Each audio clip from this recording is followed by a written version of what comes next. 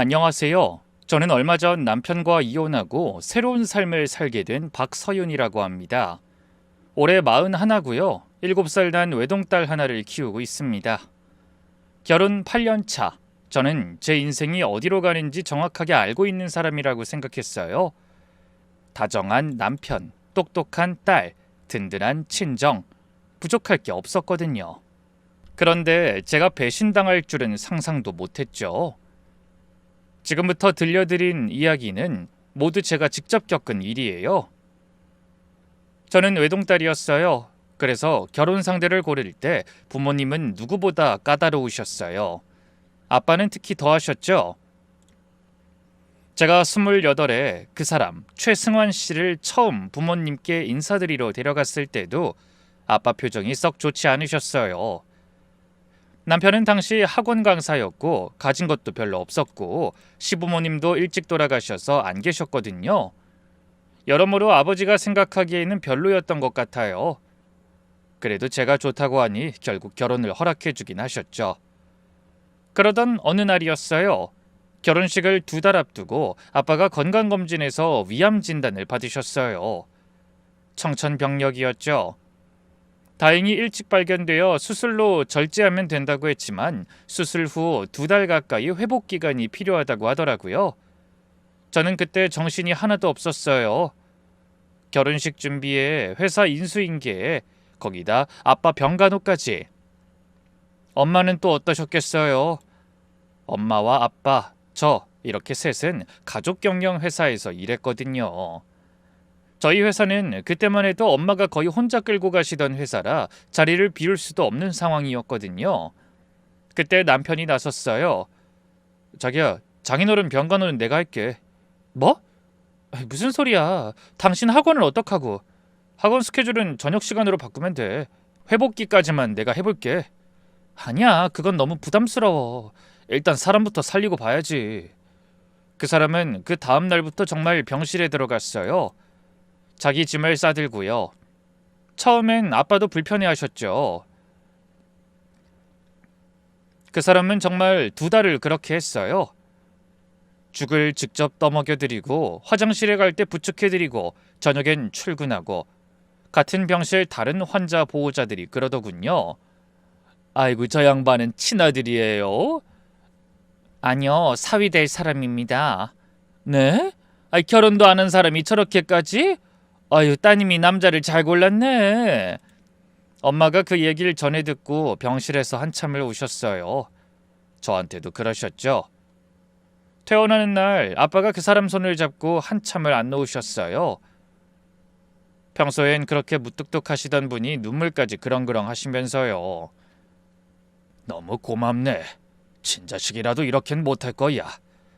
별 말씀을요. 이 은혜 내가 꼭 갚겠네. 그 한마디 뒤로 우리 친정에는 사위에 대한 빗장이 완전히 풀렸어요. 결혼하고 그 사람이 학원을 차린다고 했을 때 아빠는 본인 소유 상가 건물 2층을 통째로 시세 절반 임대료로 내주셨어요. 거기다 개원 자금 중 부족한 부분도 무이자로 빌려주셨고요. 엄마는 신혼집 전세금에 보태라며 또 큰 돈을 보태셨어요. 저도 결혼 전에 모아둔 돈을 전부 학원 인테리어에 보탰고요. 학원은 빠르게 자리를 잡았어요. 남편은 동네에서 믿을 수 있는 영어학원 원장님으로 자리를 잡았죠. 학부모들 사이에서도 평이 좋았어요. 저는 미국 동부 명문대 영문학과를 졸업했습니다. 그래서 우리 학원 커리큘럼은 다른 곳과 다릅니다.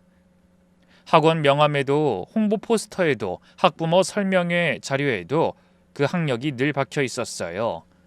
그게 학원의 가장 큰 셀링 포인트였죠. 딸은 그런 남편을 굉장히 존경하며 따랐죠. 외동딸로 자란 제가 결혼해서 또 외동딸을 낳았고 그 외동딸이 친할머니는 못 봤어도 외할머니, 외할아버지의 사랑을 듬뿍 받으며 자라는 그 모습이요. 그리고 그 모든 풍경의 중심에 사위 노릇 자라는 남편이 있었고요.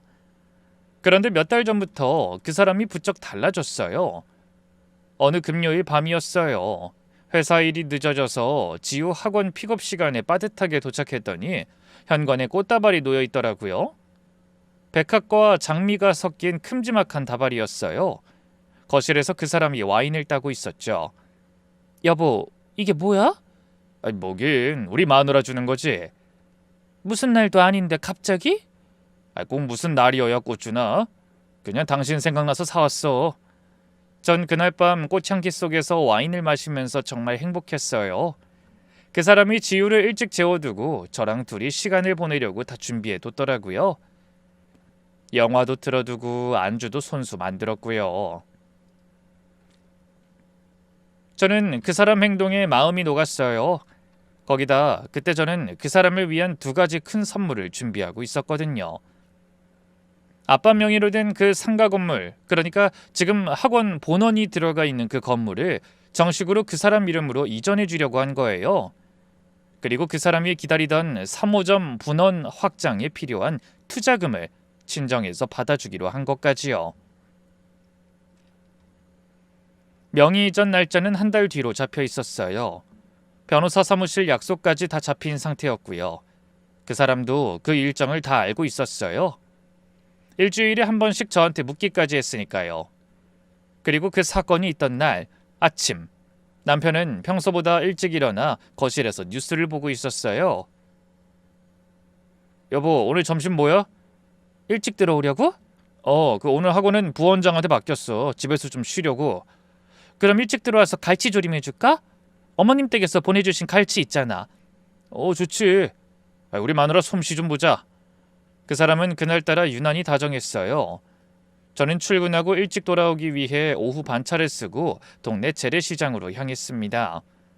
남편에게 갈치조림을 해주기 위해서였죠. 집에서 걸어서 15분 거리에 있는 시장이었어요. 과일 가게 아저씨랑 친해진 계기는 분명히 있었어요. 결혼하고 첫 봄이었나? 갑자기 소나기가 쏟아지는 날에 우산도 없이 장을 보고 있었거든요. 그때 아저씨가 가게 처마 밑으로 저를 불러주셨어요. 사모님, 여기 좀 들어와서 피피하세요. 감사합니다. 우산도 안 가져왔어요? 오늘 비 안 온다고 했는데 갑자기 쏟아지네요. 아이고, 잠깐만요. 아저씨가 가게 안쪽에서 우산을 꺼내 오시더군요. 진짜 감사해요. 다음에 꼭 보답할게요. 보답은 무슨. 우리 가게 단골 되어주시면 그게 보답이지. 그 뒤로 저는 정말 그 가게 단골이 됐어요. 매일은 아니어도 일주일에 2-3번은 꼭 들러서 과일을 사고 가끔은 아저씨랑 이런저런 얘기도 나누고요. 사모님은 남편이 뭐 하시는 분이래요? 우리 그이요? 학원 원장이에요. 영어학원. 학원장님. 똑똑한 양반인가 보네. 네, 미국에서 공부하고 왔거든요. 아이고, 대단하네. 사모님도 복 받으셨어. 전 그렇게 시장에서 남편 자랑을 자주 했어요. 자랑할 거리가 너무 많았으니까요. 학력 좋고 사업 잘하고 처가에 잘하고 딸 잘 챙기고 그 사람을 자랑하는 게 제 인생의 가장 큰 즐거움 중 하나였어요. 그 뒤로 짐꾼으로 데려갔던 남편과 과일가게 아저씨가 마주한 적도 있었어요. 오늘은 사장님이랑 같이 오셨네. 그 학원장님이시라면서요. 사모님이 자랑을 어찌나 많이 하시는지. 부끄럽습니다. 이렇게 잘생기신 분인 줄은 몰랐네. 사모님이 사람 보는 눈이 있으셨어? 감사합니다, 어르신. 앞으로 자주 들르세요. 사모님 오실 때 같이 오시면 더 좋고. 네, 그러겠습니다. 그렇지만 남편은 자주 들리지 못했어요. 이런저런 일로 바빴거든요.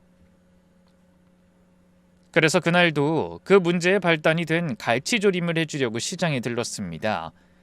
저는 평소처럼 혼자 시장에 갔어요.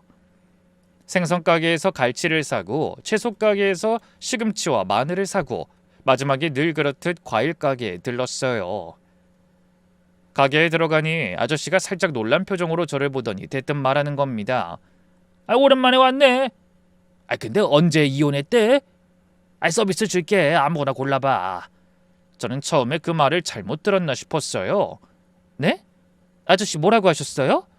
이혼 언제 했냐고. 요즘 뜸했던 것도 다 그것 때문이지? 아저씨 잠깐만요. 무슨 말씀이세요? 저 이혼 안 했는데요? 네? 우리 남편 지금 집에 있어요. 제가 지금 그 사람 갈치조림 해주려고 장 보고 들어가는 길이고요. 아저씨의 얼굴이 갑자기 굳어졌어요. 사과를 담던 손이 멈췄고 입이 반쯤 벌어진 채로 저를 한참을 쳐다보셨어요. 그러더니 손에 들고 있던 비닐봉지를 떨어뜨릴 뻔하면서 더듬더듬 말씀하시기 시작했죠. 아니 그게... 아저씨 천천히 말씀해보세요. 왜 그러세요? 내가 뭘 잘못 본 건가? 뭘 보셨는데요? 얼마 전에 금요일이었나? 내가 호텔에 과일 납품 갔다 왔거든. 우리 동네에서 차로 한 20분 떨어진 큰 호텔. 거기 식당에 납품하고 나오는 길에 거기 1층 카페에서 사모님 남편분을 봤어.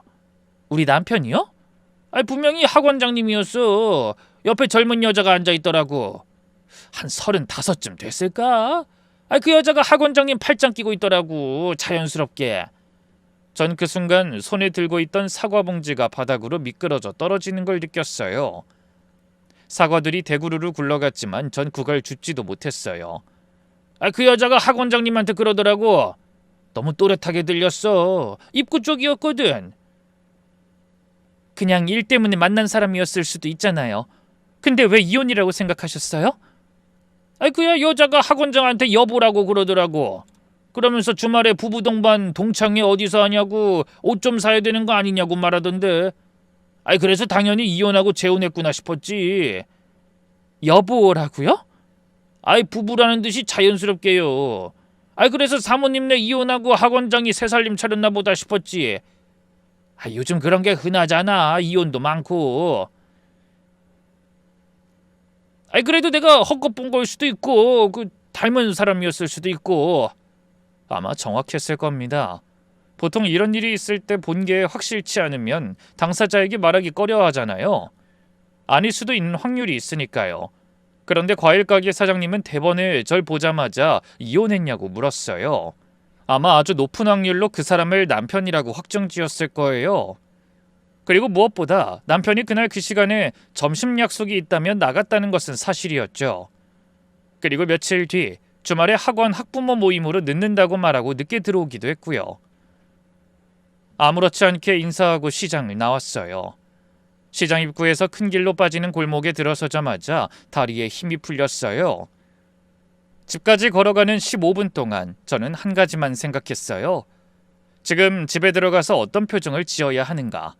그 사람이 의심하지 않도록 평소 그대로의 박서연으로 돌아가야 한다. 그렇게 마음을 다잡고 현관 비밀번호를 눌렀어요.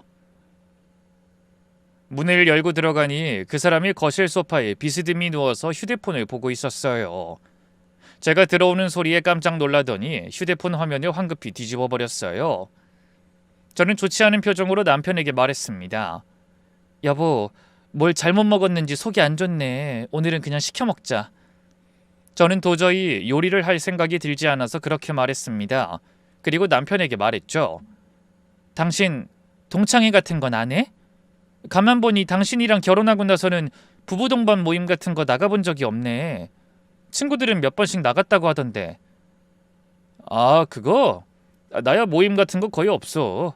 친구들도 다 미국에 있고 동창들도 그렇고. 내가 워낙 바쁘니까 가지는 못하고 메시지만 주고받아. 이미 만들어 놓은 답변인 듯 남편은 바로 그렇게 말을 꺼내더군요. 저는 남편을 섣불리 의심하고 싶지 않았어요. 그래서 남편 모르게 남편의 뒷조사를 하기로 했습니다. 저는 그날 새벽 그 사람과의 8년을 숫자로 정리하기 시작했어요. 친정에서 빌려준 돈, 제가 보탠 돈, 신혼집 전세금, 학원 운영비, 분원 자금, 그 모든 게 머릿속에 쫙 펼쳐졌어요. 만약 남편의 불륜이 사실이라면 이 모든 걸 다 회수하겠다는 생각을 했어요. 그래도 결백하다면 그 믿음만큼 보상하겠다고 생각했어요. 아침이 되자 저는 평소처럼 아침을 차렸어요. 그 사람도 평소처럼 식탁에 앉았고요. 여보, 오늘 일찍 들어와요? 오늘은 학원 가야지. 부원장이 오늘 휴무라 오늘은 내가 봐야 해. 몇 시쯤 들어와요? 한 10시쯤? 저녁 먹지 말고 기다리지 마. 학부모 미팅 있을 것 같아. 네, 알겠어요. 지우는 제가 학원 데려다 줄게요. 우리 마누라 최고. 그럼 다녀올게. 그 사람이 현관문을 나서고 저는 지우를 학교에 데려다 준 뒤 곧장 회사에 도착해서는 평소처럼 회계 업무를 봤어요. 점심시간에 잠깐 카페에 가서 노트북을 펴고 한 가지 작업을 시작했죠. 저는 지난 6개월간의 모든 가계부, 카드 명세서, 통신요금 고지서를 받아냈어요. 그 사람과 제가 공유하는 가족 카드 명세서까지 전부요. 저는 회계 담당이라 모든 내역을 한 줄 한 줄 검토하는 게 일이거든요. 그 눈으로 그 사람의 6개월을 들여다보기 시작했죠. 처음엔 평범했어요. 학원 출장비, 주유비, 식사비. 그런데 한 페이지를 넘기는 순간 손가락이 멈췄어요. 같은 호텔 이름이 한 달에 두세 번씩 결제되고 있었어요. 학원 출장 명목이었지만 그 호텔은 학원과는 아무 관련이 없는 곳이었거든요. 이게 뭐야? 저는 무의식 중에 소리를 냈어요.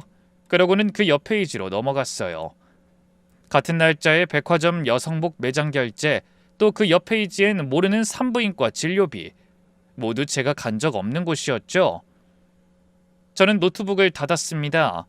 머릿속에 다음 단계가 차곡차곡 정리되기 시작했어요. 다음 날 아침, 저는 탐정사무소를 찾아 연락을 했습니다. 탐정사무소에 의뢰를 넣은 건 그 다음 주 월요일이었어요. 김 실장이라는 분이 절 도와주기로 했죠. 저는 그분 앞에서 처음으로 다른 사람에게 그 이야기를 꺼냈어요. 시장에서 들은 이야기, 카드 명세서에서 본 것들까지요. 사모님, 의뢰 내용은 정확히 어떻게 잡으시겠어요? 남편이 정말로 어떤 여자와 부적절한 관계인지, 만약 맞다면 그 여자가 누구이고 어떤 사람인지 사진과 영상 증거가 필요해요. 법정에서 쓸 수 있는 수준으로요. 그렇게 기나긴 2주가 지나고 김 실장님한테서 연락이 왔어요. 자료가 정리됐다고요. 저는 회사에 연차를 내고 사무소로 향했어요. 파일을 한 장씩 넘기는 동안 저는 한마디도 하지 않았어요. 사진이 한 장씩 넘어갈수록 가슴이 시멘트로 굳어지는 것 같았죠. 남편과 상간녀가 호텔 로비에서 손을 잡고 들어가는 사진, 같은 호텔에서 다음날 아침에 함께 나오는 사진, 백화점 명품 매장에서 그 여자에게 가방을 사주는 사진, 둘이 어느 식당에서 마주 앉아 와인잔을 부딪히는 사진, 두 사람이 함께 들른 호텔이 5곳, 식당이 11곳입니다. 그리고 이건 가장 중요한 부분인데요. 네, 여자분 신원을 확인했습니다. 정혜진, 35세, 이혼한 싱글맘이고 초등학교 4학년 아들이 한 명 있습니다. 네? 여기 보세요. 이 아이가 다니는 학원이 어딘지. 김 실장님이 보여주신 서류엔 그 여자 아들이 다니는 학원 이름이 적혀 있었어요. 남편의 학원이었죠. 전 그 글자를 보고 한참을 멍하게 있었어요. 학원장과 학부모의 관계입니다.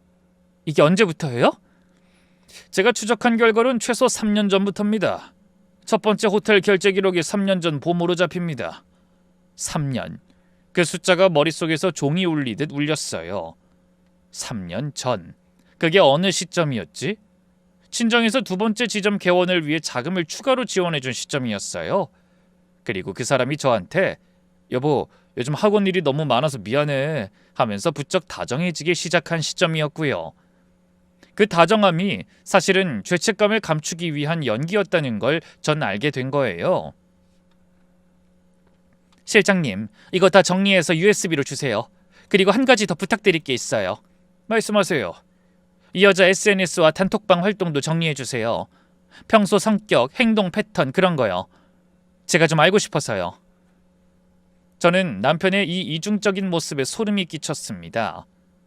3년을 제게 더 다정하게 대하며 의심을 불식시키고 불륜을 저지른 계산적인 남자가 이번에만 이런 일을 저질렀을까 하는 아주 합리적인 의심이 들더군요. 거슬러 올라가니 의심되는 것이 한두 가지가 아니었어요.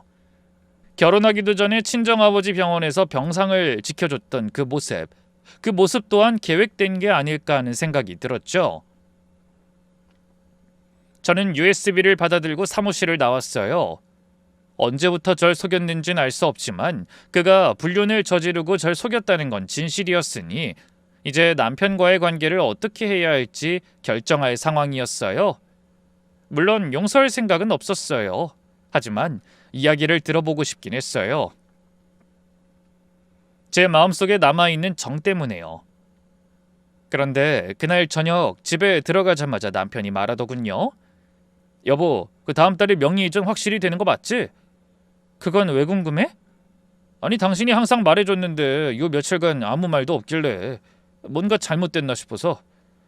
하긴 제가 남편에게 매일같이 아버지 명의의 학원 상가 건물 이전받을 거라고 이야기해주곤 했으니 지금의 제 모습이 당황스러웠을 겁니다. 아직까진 별일 없어. 그렇지? 난 또 무슨 일 있는 줄 알고 두근두근 했잖아. 건물 명의 이전받는 게 좋아? 좋다마다.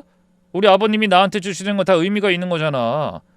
평생 보답하면서 살 거야. 보답? 내 인생을 다 바쳐서라도. 이 대화를 하면서 저는 남편의 입장이 전혀 궁금해지지 않게 됐습니다. 남편의 마음이 너무 훤히 들여다 보였거든요. 저를, 제 친정을 돈으로 보고 있다는 게. 그날 저녁 엄마에게 전화했습니다. 내일 오전 반차를 쓸 건데 점심 먹지 말고 기다리시라고요. 점심시간에 드릴 말씀이 있다고요. 외동딸인 저에게 평생 모든 걸 다 내주신 우리 친정 부모님께 그 부모님이 친아들로 여기셨던 사위가 어떤 사람이었는지 말씀드릴 생각이었어요. 그리고 다음날 오전에 변호사 사무실에 먼저 들렀어요. 이혼 전문 변호사였습니다. 탐정사무소에서 받은 USB와 자료를 들고 변호사 사무실로 들어갔어요. 변호사님은 자료를 한참 들여다보시더니 안경을 벗고 절 쳐다보셨어요. 솔직하게 말씀드려도 될까요? 네, 편하게 말씀해주세요. 이건 그냥 외도로 보기엔 굉장히 계획적인 그림이 있어요. 어떤 그림이요? 보세요. 이 사람이 최근 두세 달 사이에 학원 명의로 된 자산을 본인 개인 계좌로 슬슬 옮기고 있어요. 적은 금액 같지만 누적하면 꽤 됩니다. 그리고 분원의 운영비 흐름도 좀 이상해요. 매출 일부가 학원 통장 말고 다른 통장으로 빠지고 있어요. 이게 뭘 의미하는데요? 이혼을 미리 준비하는 사람들 패턴이에요. 부부 공동재산이 될 수 있는 자산을 자기 개인 자산이나 다른 사람의 자산으로 분리해두는 거예요. 그리고 그 다음 단계가 뭔지 아시겠어요? 제가 다음 달에 명의 이전하기로 한 그 건물이요. 맞아요. 그리고 3호점 투자금까지. 사모님, 이 사람은 그 두 가지 큰 돈만 받으면 곧바로 이혼을 청구할 생각인 것 같습니다. 그것도 자기에게 가장 유리한 시점이에요. 변호사도 미리 알아봤을 가능성이 큽니다. 저는 의자에 잠깐 등을 기댔어요. 천장을 한참 봤죠. 화가 나는 게 아니라 우습더라고요. 정말 우스웠어요. 8년 동안 제가 사랑한 사람이 그동안 머릿속에서 무슨 계산을 굴리고 있었는지 그제서야 다 보이는 거예요. 그 사람한테 평생 단 한 푼도 갖지 못하게 만들고 싶어요. 가능해요? 가능합니다만 조건이 까다롭죠. 절대 먼저 들키면 안 된다는 거. 친정 부모님이 그동안 지원하신 돈에 대한 차용 관계는 분명하게 정리해둬야 한다는 거. 이게 그냥 증여인지 빌려주신 건지에 따라서 회수 가능 여부가 갈립니다. 증명할 수 있는 자료 있어요. 우리 엄마가 회사 회계로 다 정리해 두셨어요. 차용증도 일부 있고요. 그리고 불륜 위자료 청구만 가지고는 사회적 타격이 좀 약합니다.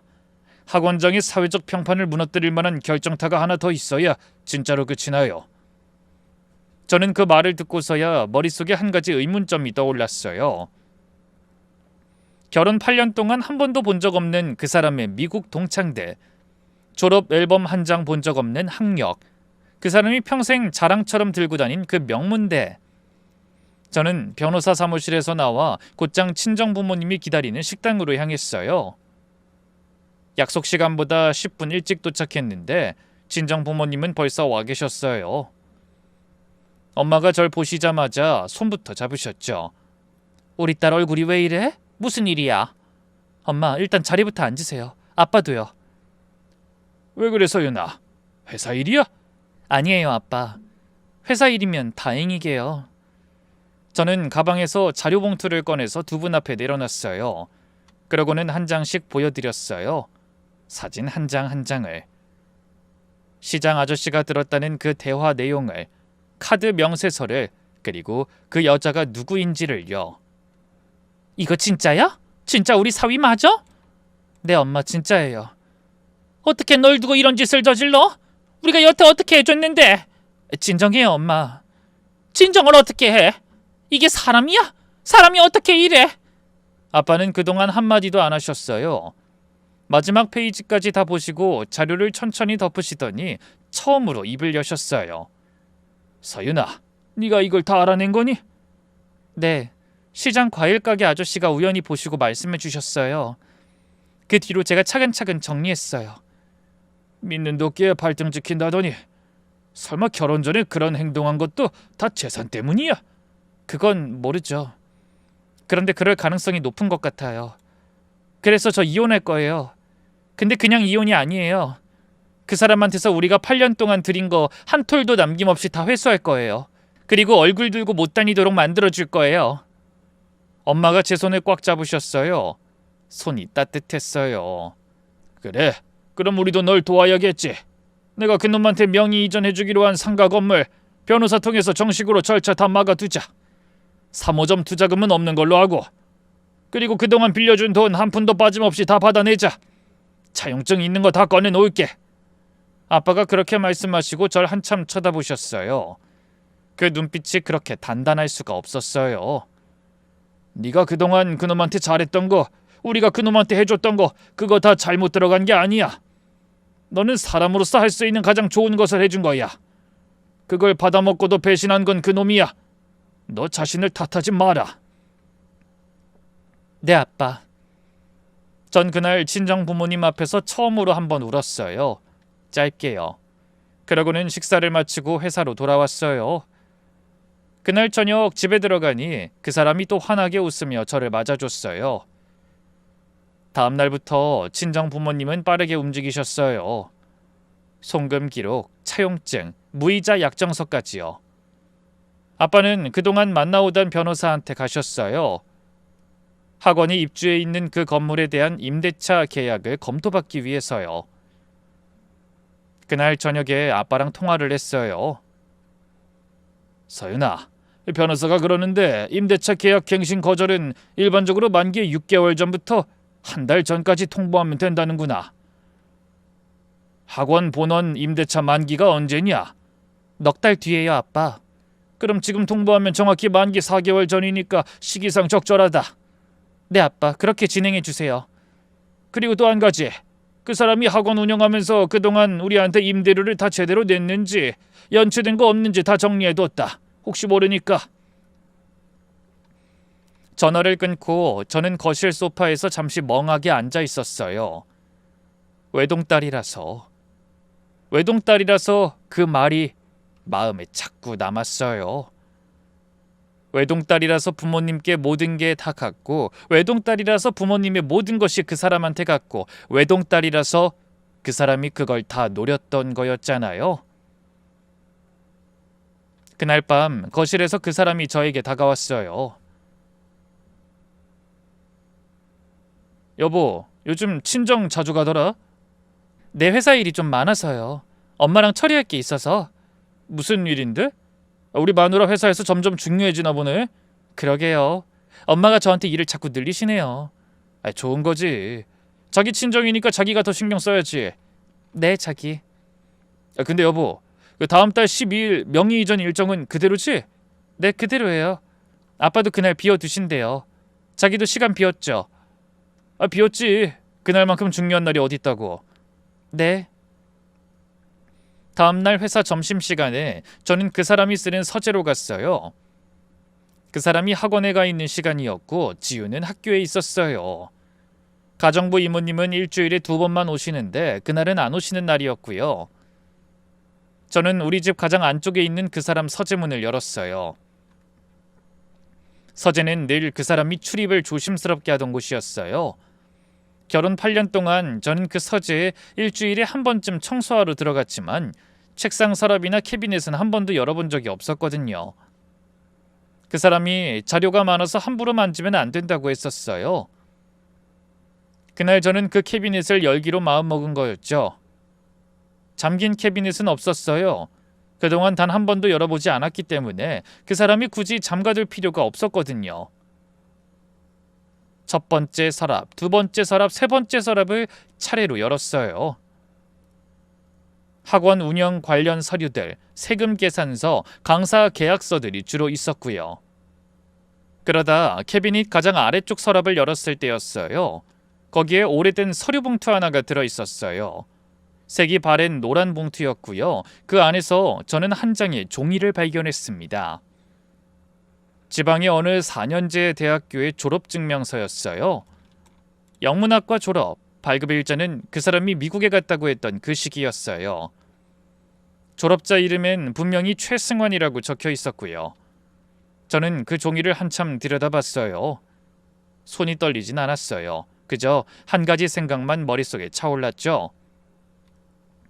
그 사람이 평생 학원 포스터에 박아뒀던 그 미국 명문대 영문학과 졸업, 학부모 설명회마다 강조했던 그 이력, 우리 지우가 친구들 앞에서 자랑하던 그 학력, 그게 8년 동안 같이 산 아내인 저도 한 번도 본 적 없는 졸업장이 있는 동안 정작 그 사람의 진짜 졸업장은 이렇게 서랍 안쪽에 처박혀 있었던 거예요. 저는 그 종이를 휴대폰으로 사진을 찍었어요. 봉투 안에 다른 서류들도 다 사진을 찍었어요. 그러고는 봉투를 정확히 원래 자리에 다시 넣고 서재를 나왔어요. 그동안은 슬프고 비참하고 화가 났지만 그날 처음으로 진짜로 미웠어요. 우리 지우가 그렇게 자랑스러워했던 아빠의 학력마저 가짜라니. 지우가 이걸 알면 어떤 얼굴을 할까? 그 생각이 가장 먼저 들었어요. 저는 회사로 돌아가서 김 변호사님께 곧장 전화를 걸었어요. 남편 미국 명문대 학력이 가짜인 것 같아요. 한국 지방 4년제 대학 졸업증명서가 집에서 발견됐어요. 미국 대학의 학적 조회 공식 요청 가능하죠? 가능합니다. 시간이 좀 걸리는데 한 일주일이면 결과 나옵니다. 부탁드릴게요. 그리고 결과 나오면 곧바로 그 사람한테 들이밀 건 아니에요. 학원 등록 관련 교육청 신고하고 사문서 위조로 경찰에 고소장 접수할 거예요. 그 절차도 같이 준비해 주세요. 전화를 끊고 저는 책상 앞에서 한참 앉아 있었어요. 회계장부 위에 손이 올라가 있었지만 숫자가 눈에 들어오지 않았어요. 같은 사무실에 엄마가 다가오시더니 제 어깨를 두드리셨어요. 서윤아, 좀 쉬어. 점심 먹었어? 네, 엄마. 표정이 또 안 좋네. 무슨 일이야? 엄마, 그 사람 미국 명문대 학력 가짜였어요. 뭐라고? 오늘 그 사람 서재 캐비닛에서 한국 대학 졸업 증명서를 찾았어요. 변호사 통해서 미국 대학에 학적 조회에 들어갈 거예요. 엄마는 한참을 말없이 서 계시다가 갑자기 자기 가슴을 두드리셨어요. 이런 미친놈이? 우리 지우 학원도 그놈 학원 다녔는데 우리 손녀가 친구들한테 미국 명문대 나오신 아빠라고 자랑하던 게. 엄마, 진정하세요. 진정이 돼, 서윤아? 그놈이 지방대를 나오던 해외 명문대를 나오던 솔직히 아무 상관없어. 하지만 너를 이렇게 속이는 건 아니지. 이쯤 되니 그놈이 일부러 너한테 접근한 거 아닌가 싶다. 나쁜 놈. 하나부터 열까지 다 거짓이야. 그놈은 내가 가만히 안 놔둬. 흥분한 엄마 덕에 결국 아빠도 알게 되셨고요. 아빠는 그 얘기를 다 들으시고는 한참을 창밖만 보셨어요. 그리고 조용히 한마디 하셨죠. 얌전히 이혼만 해주지 마라. 줬던 걸 모두, 아니 그 이상으로 모든 걸 회수해야 해. 그렇게 저의 복수는 조용히 시작됐어요. 그 사람이 눈치채지 못하게 자연스럽게 모든 걸 막아두는 거였죠. 가장 먼저 한 일은 3호점 투자금 이야기를 자연스럽게 미루는 거였어요. 며칠 뒤 저녁, 그 사람이 평소처럼 3호점 얘기를 꺼냈어요. 여보, 그 3호점 자리 알아봤는데 좋은 데가 있더라고. 어디야? 강남 쪽인데 임대료가 좀 비싸긴 한데 입지가 좋아. 임대료가 얼만데? 보증금 5억에 월 1,500 정도. 여보, 그것 좀 미루면 안 될까? 갑자기 왜? 우리 회사 요즘 좀 힘들거든. 돈 좀 생기려면 몇 달 더 있어봐야 한대. 아, 그래? 뭐 그럼 어쩔 수 없지. 회사 사정이 그렇다면. 저는 속으로 웃었어요. 회사 사정은 멀쩡했거든요. 그 사람 3호점 자금만 빼고요. 솔직히 이렇게 말한 이유도 따로 있었어요. 우리가 망하고 있다는 인상을 줘서 이혼하기 쉽게 하려고요. 혹시라도 부모님이 가진 것 때문에 이혼해주기 싫어할 수도 있으니까요. 그리고 그런 불안을 증폭시키기 위해 아버지가 남편에게 전화를 했죠. 바쁜가? 아닙니다, 아버님. 말씀하세요. 다음 주에 명의 이전해주기로 했는데 좀 미뤄야겠어. 내가 지금 입원 중이라. 네? 아니, 아버님 어디 안 좋으세요? 위암이 재발했는지 몸이 안 좋아. 지금 입원해서 검사하는 중이다. 그러니 내가 퇴원할 때까지는 기다려야 할 거야. 아, 네 아버님. 건강이 우선이죠. 검사 잘 받으세요. 아버지는 아프지 않았지만 입원을 가장하고 집에만 계시기로 했어요. 남편놈이 회사에 있는 아버지와 마주치면 안 되니까요. 그 사이에 김 변호사님 쪽에서 친정에서 그 사람 학원에 빌려준 돈에 대한 법적 정리를 차근차근 마무리했어요. 차용증, 이체 기록, 무이자 약정서, 학원 인테리어 비용 영수증, 신혼집 전세금 지원 송금 기록까지요. 전부 다 단순 증여가 아닌 차용 관계임을 입증할 수 있는 자료들이었어요. 그리고 결정적으로 남편 학원 본원이 입주해 있는 그 부모님 상가 건물의 임대차 계약 갱신 거절 통보를 보냈습니다. 아빠가 변호사를 통해 정식 내용 증명을 보냈죠. 임대차 계약 만기일에 갱신하지 않겠다는 통보였어요. 그 사람이 그 우편물을 받은 게 아버지와의 통화 일주일 뒤였거든요. 당연히 저는 알고 있었지만 시침이 떼고 있었고요. 평소처럼 일찍 들어와서 우편함에서 우편물을 꺼내 가지고 왔어요. 봉투를 뜯고 내용을 읽는 그 사람 표정이 처음으로 일그러지는 걸 봤어요. 여보, 이게 뭐야? 이거 뭔데? 아버님 변호사 사무실에서 내용 증명이 왔는데 학원 본원 임대차 계약 갱신 안 한다는데? 이게 도대체 무슨 일이냐고. 얼마 전에 아버님이랑 통화했을 때 이런 이야기 없었는데? 아, 그거? 아빠가 이번에 건강도 안 좋으시고 회사도 좀 안 좋아서 자산 정리를 좀 하시려나 봐. 그 건물 팔아버리려고 하셔. 뭐? 갑자기?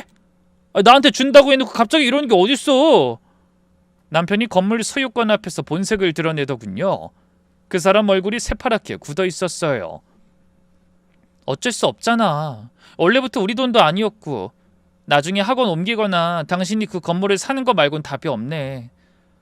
건강 안 좋으시면 나한테 명의 이전 빨리 해주시는 게 맞지 왜 임대를 끊어? 전 그 말에 속으로 또 한 번 웃었어요. 명의 이전부터 받고 싶다는 욕망이 그 짧은 한마디에 정확하게 드러나는 사람이라는 걸 왜 예전엔 몰랐을까요? 그 사람은 그날 밤 한참을 거실에서 핸드폰만 보고 있었어요. 어딘가에 계속 메시지를 보내는 것 같았고요. 저는 침실에 들어가서 일찍 누웠어요. 새벽 2시쯤에 화장실 가는 척 거실을 나갔는데 그 사람이 베란다에서 통화를 하고 있더라고요. 목소리를 죽이고요. 저는 그 옆을 지나가지 않고 살짝 멈춰서 들었어요. 아니 갑자기 말도 없이 미친 거 아니냐고.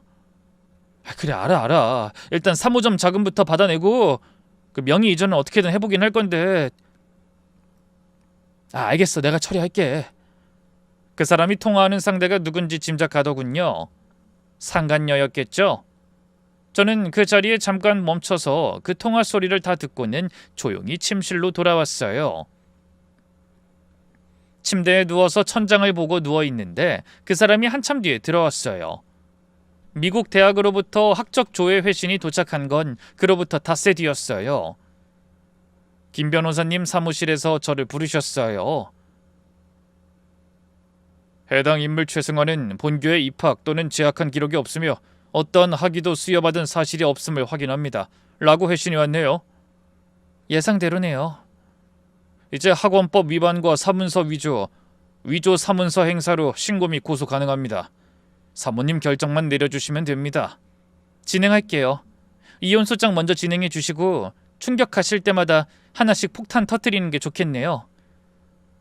변호사와 이야기를 마무리한 그날 저녁, 저는 익명의 새 번호를 하나 만들었습니다. 친정회사에서 가끔 익명 광고 캠페인 진행할 때 쓰는 임시 번호 발급 서비스를 통해서요. 그리고 상간녀한테 메시지를 보냈죠. 최승환 원장님 사무실도 집도 통장도 다 처갓집 자산이라 이혼해도 가져갈 거 없을 겁니다. 그리고 그 인간 학력도 가짜예요. 미국 명문대 졸업이 아니라 한국 지방 4년제 출신입니다. 알고 계신 사실 맞습니까? 그러면서 증거 사진을 모두 보냈죠.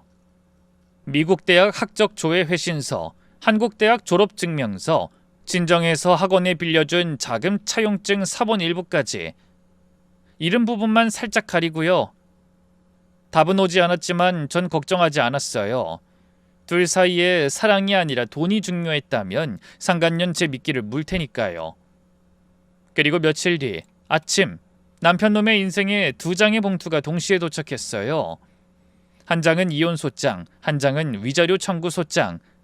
그리고 같은 시간 학원 본원 정문 앞에는 교육청 점검 공문이 도착했습니다. 저는 소장을 식탁 위에 보란듯이 두고 먼저 출근을 했습니다. 그날 오후부터 휴대폰이 울리기 시작했죠. 오후 3시쯤 남편이 회사 1층 로비에 나타났어요. 저는 일을 모두 멈추고 1층으로 향했습니다. 1층 로비 한쪽 응접 공간에 그 사람이 앉아 있었어요. 얼굴이 새하얗게 질려 있었죠. 봉투가 손에 그대로 들려 있었고요. 저를 보자마자 그 사람이 일어났어요. 여보, 이게 다 뭐야? 이혼 소장이 왜 나한테 와? 위자료 청구는 또 뭐고? 대체 이게 무슨 장난이야? 장난? 누가 장난으로 이혼 소장을 보내? 이혼하자는 거야. 당신 바람났잖아. 순간 남편의 입이 합주기가 된 것처럼 다물어졌습니다. 이거 무슨 오해가 있는 것 같아. 오해? 바람핀 거 아니야. 혹시나 당신이 뭘 봤다면 그건 학부모 학원 상담 차원에서. 아, 학부모 학원 상담을 호텔에서 해? 그것도 5번이나? 매번 같은 호텔에서? 백화점에서 가방 사주면서? 여보, 그건. 그리고 그뿐만이 아니야. 당신 미국 명문대 영문과 졸업이라면서. 그런데 한국 지방 4년제 졸업증명서가 우리 집 서재 캐비넷에 있는 이유는 뭐야? 그건 또 어떻게 설명할 건데? 당신이 그걸 어떻게 알았어? 네 불륜 캐다가 그거 하나만 속이지 않았겠지 싶어서 조사해봤는데 얼마나 먼지가 많은지. 그래서 이혼 결심은 쉬웠어. 서윤아, 우리 일단 집에 가서 얘기하자. 너무 오픈된 곳이고 난 부끄러울 것 없으니까 그냥 여기서 해. 왜? 꼴에 그런 이야긴 부끄럽나 보지? 불륜에 학력 위조까지 해놓고 뻔뻔하게. 저는 흥분을 가라앉히려 심호흡을 한번 하고 남편에게 말했어요. 이혼 소장 잘 봐. 거기 별거 시작일자 적혀있어. 오늘부터야. 그리고 지우는 내가 데려갈 거야. 친정에서 키울 거고. 면접 교섭관 같은 건 법원이 결정할 거야. 서윤아, 한 번만 다시 생각해줘. 이런 식으로 이혼하는 건 아니야. 우리 지우를 봐서라도. 겨우 가라앉혔던 흥분이 다시 터져버렸죠. 야, 지우 이야기 꺼내지도 마. 넌 아빠 자격도 없는 놈이야. 우리 딸이 당신 때문에 무슨 일을 당했는데 이제 와서 지우를 입에 올려? 그러고도 네가 인간이야? 이혼은 합의를 봐야지. 일방적으로 이게 뭐야? 변호사가 이런 식으로 하라고 했어? 난 합의 안 해. 무조건 소송이야. 그리고 한 가지 가르쳐 줄까? 뭐를? 이혼 소송이 끝이라고 생각하지 마. 이건 첫 번째일 뿐이니까. 이혼 소송 시작하면 위자료 청구 소송도 할 거야. 그리고 사문서 위조, 형사 고소도 넣을 거고. 교육청에서 학원 점검까지 들어가겠지. 그리고 마지막은 우리 친정에서 빌려간 돈, 변제 청구 소송까지 줄줄이 있을 거야. 당신 학원 본원 임대차 갱신 거절은 이미 들어갔고. 날 배신한 대가를 어디 한번 열심히 짊어지고 살아봐. 망연자실한 남편놈의 얼굴을 쏘아보고는 나왔습니다. 그리고 바로 저는 지우를 데리고 친정으로 짐을 옮겼어요. 엄마와 아빠가 지우 방을 미리 준비해 두셨더라고요. 그리고 이혼소장과 형사고소장이 들어간 다음 날부터 그 사람의 세상은 빠르게 무너지기 시작했어요. 먼저 교육청에서 남편 학원에 점검을 나왔어요. 학원장의 학력 허위 광고에 대한 신고가 접수됐기 때문이었죠. 점검 결과는 한 주 만에 나왔고요. 학원 등록 시 제출했던 자료와 실제 학력이 일치하지 않는다는 게 확인됐어요. 학원법 위반으로 등록 취소 절차에 들어갔고요. 분원도 같은 원장 명의로 등록되어 있어서 줄줄이 흔들렸어요. 그 사이에 학부모들 사이에서 소문이 빠르게 돌았어요. 학력 위조도 난리였지만 제가 학부모 단톡방에 슬쩍 흘린 수강생 엄마와 불륜 중이라는 말에 학부모들이 아주 난리가 났던 거죠. 결국 학부모들이 줄줄이 환불을 요구하기 시작했어요. 일주일 만에 본원 등록 학생 수가 절반 가까이 줄었고요. 분원도 사정이 비슷했어요. 그 사람이 정신없이 학부모들을 만나러 다녔다는 얘기가 들렸어요. 오해가 있다. 이건 사적인 일이다. 곧 해명하겠다. 그러나 학부모들이 들어준 사람은 거의 없었죠. 학원이라는 게 그래요. 한번 신뢰가 무너지면 다시 세우기가 정말 어려워요. 불륜만이었다면 실력만 좋으면 상관없다는 학부모도 있었을 겁니다. 하지만 학력 위조는 학원을 운영하는 사람에게는 치명적인 일이죠. 그 학력만 보고 비싼 돈 주고 학원 다니게 하는 엄마들도 얼마나 많은데요. 그 사이에 남편은 상간녀와도 점점 멀어지더군요. 제가 바란 그대로요. 그 여자는 그 사람한테 마지막으로 만나자고 한 게 어느 일요일 오후였대요. 김 실장님이 그 만남도 다 추적해 주셨고요. 카페에서 그 둘이 마지막으로 다툰 녹음을 며칠 뒤에 들었어요. 오빠 솔직히 말해. 사무실도 집도 다 처갓집 거야? 진짜야? 그걸 어떻게... 전부는 아니고 초기에 좀 도움을 받긴 했지. 근데 그건 정상적인 사업 자금이야. 학력은? 미국 명문대 나왔다며. 한국 지방대 출신이라며? 누가 그래? 누가 그랬든 상관없잖아. 사실이 아니야. 나 진짜 너랑 결혼할 생각으로 우리 애 학원도 너네 학원 보낸 거야. 너 명문대 출신이라고 해서. 솔직히 말해봐. 학원 등록 취소된대? 몰라. 그럼 이제 뭐 먹고 살 거야? 천천히 생각 좀 하게 해줘. 천천히가 어딨어? 그럼 위자료는? 재산 분할은? 그거라도 빵빵하게 받아서 나와야 할 거 아니야. 내가 내야 할 위자료도 내줘야 하고. 위자료는 내가 줘야 하는 입장이야. 당신이 입 터는 바람에. 그걸 왜 내 탓으로 돌려? 들킨 오빠 탓이지? 우리 결혼 후에 살 집은 어떻게 할 거야? 오빠 명의로 된 거 다 처갓집 거라는데. 혜린아 제발 그만 좀 해. 이름 부르지 마. 나 너 잘나가는 학원 원장이라서 좋아했어. 능력 있는 남자라서. 그래서 우리 애도 너네 학원 보낸 거고. 근데 뭐? 학력도 가짜, 통장도 가짜. 너 같은 인간이랑 내가 계속 같이 있을 거라고 생각한 건 아니지? 야! 나 이혼한 거 한 번도 후회 안 했는데 너 만난 건 진짜 인생 최악의 후회야. 녹음 속에서 그 여자가 자리에서 일어나는 소리, 의자 끄는 소리가 들렸어요. 그 사람이 따라가는 소리도요. 그게 그 두 사람의 마지막 만남이었어요. 학원 본원이 결국 문을 닫게 됐어요. 임대차 갱신 거절이 들어간 데다 등록 취소까지 겹쳐서요. 분원 한 곳도 폐원했고 다른 한 곳은 다른 사람한테 헐값에 넘어갔어요. 그 사람이 그동안 학원에서 빼돌려둔 자산도 곧 진행될 재산 분할 소송에서 다 드러나게 됐고요. 김 변호사님이 그 사람이 옮겨둔 통장 내역까지 다 추적해 두셨거든요. 결국 두 손 두 발 다 든 남편놈이 저를 찾아왔습니다. 여보, 대체 이렇게까지 하는 이유가 뭐야? 내가 다 잘못했다고 했잖아.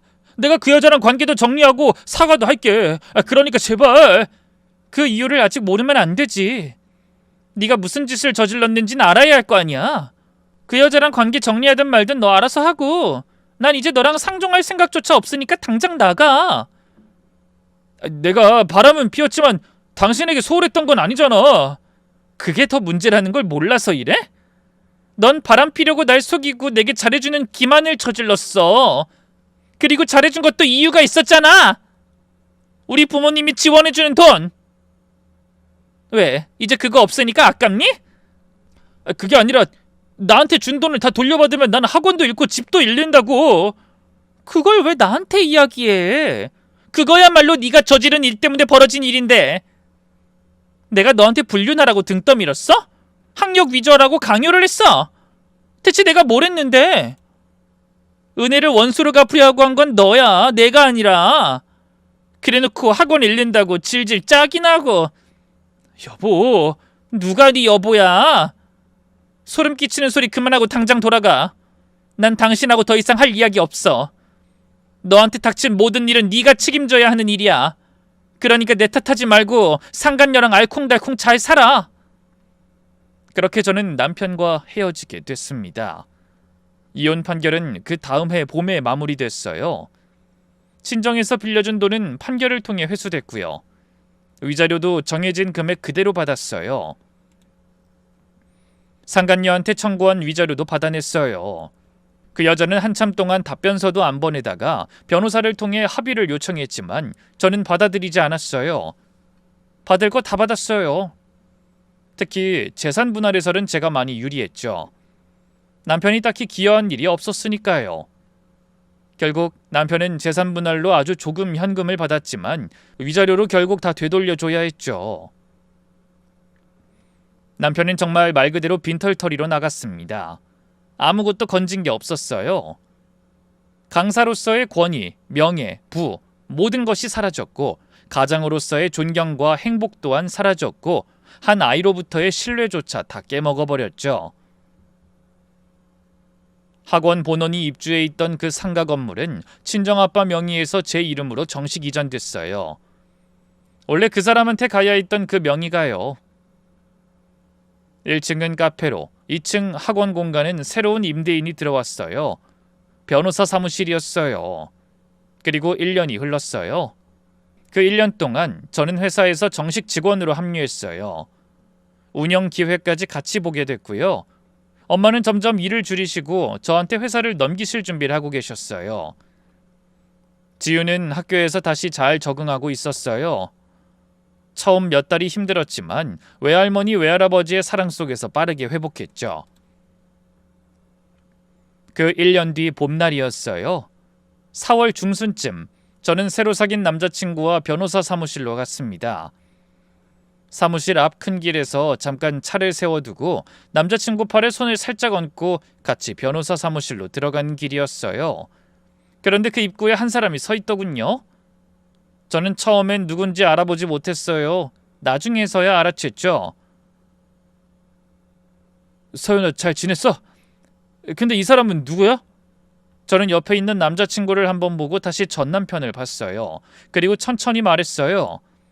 내 남자친구야. 여기 변호사 사무실 주인. 뭐? 왜 놀라? 1년이면 반품한 쓰레기 입고 새로운 남자 만날 충분한 시간 아닌가? 그 사람이 한 발자국 다가오려다 멈췄어요. 서윤아, 잠깐만 얘기 좀 하자. 할 얘기 없어. 여기 이 건물 우리가 같이 일군 건물이잖아. 이 건물에서 내가 학원 운영하면서 우리 다 같이 행복했잖아. 전 그 말을 듣고 처음으로 살짝 웃었어요. 1년 만에 그 사람한테 보여준 첫 표정이 비웃음이었어요. 같이 읽었다고? 한숨이 다 나오더군요. 어쩜 개소리를 이렇게 정성 들여 하는지. 같이 읽어서 번 돈으로 상간녀랑 바람피고 명품백 사준 사람이 누군데? 양심을 털났어? 그딴 소리나 하고. 서윤아, 같이 읽었다는 말 진짜 양심에 손은 얹고 하는 거야? 그 사람이 입을 다물었어요. 옆을 지나가던 행인 몇몇이 흘끗 우리를 봤어요. 저는 신경 쓰지 않았어요. 그 사람이 다시 한번 말을 꺼냈어요. 서윤아, 나 정말 다 잃었어. 학원도 다 망했고 부원장도 다 떠났고 친구들도 다 등 돌렸고 동네에서도 다들 손가락질해. 학력 위조 형사처벌도 받았고 그 여자도 떠나갔고 너밖에 없어. 정말 너밖에 없어. 저는 그 사람을 한참 쳐다봤어요. 그러고는 천천히 입을 열었어요. 학원이 망한 게 누구 탓인데? 학력 위조한 본인 탓이지 누구 탓이겠어. 상간녀가 도망간 것도 본인이 빈털터리 돼서 떠난 거잖아. 상간녀가 사랑한 게 당신이었어? 당신 통장이었지. 하물며 상간녀한테 가방 사주던 그 돈도 다 우리 친정 돈이었고. 한마디로 당신이 가진 게 뭐 있었어? 가짜 학력, 가짜 통장, 가짜 사랑 다 가짜였지. 남편 놈은 아무 말 없이 저만 쳐다보더군요. 본인이 8년 동안 우리한테 받은 거 다 토해냈으니 우린 당신한테 더 이상 관여 안 해. 그동안 정혜린 씨한테 갖다 바친 거는 본인이 평생 빚져서 갚으면 되겠네. 어떻게 갚을진 모르겠지만. 저는 한 발자국 가까이 다가갔어요. 그 사람이 한 발자국 뒤로 물러섰고요. 1년 전 회사 로비에서 그 사람이 했던 동작이 정확히 반대로 일어났어요. 우리 지유한테 다신 연락하지 마. 면접 교섭은 법원이 정해준 대로만 하고.